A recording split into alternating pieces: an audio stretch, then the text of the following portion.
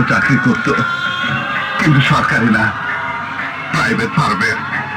তবু ভালো ছিলাম আমরা। আমার বাপ একদিন স্ট্রোক করে প্যারালাইজড হয়ে গেল। আমার মার উপর পড়লো সংসার চালানোর ভার। মা সে একটা অফিসে চাকরি দিল। মা সে অফিসের মালিক। আমার মা গরিবের সুযোগ দিল।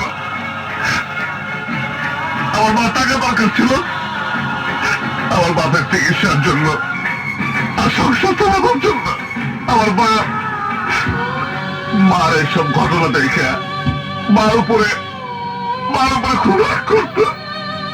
ওষুধ খেতে চাইত না। আমি ওষুধ খাওয়াতে গেলে আমার মা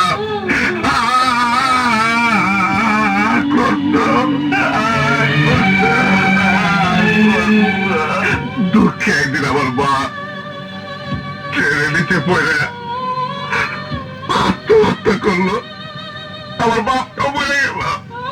সেখান থেকে টাকার উপর আবার দারুণ হয়ে গেল। শুরু হইল আমার কষ্ট।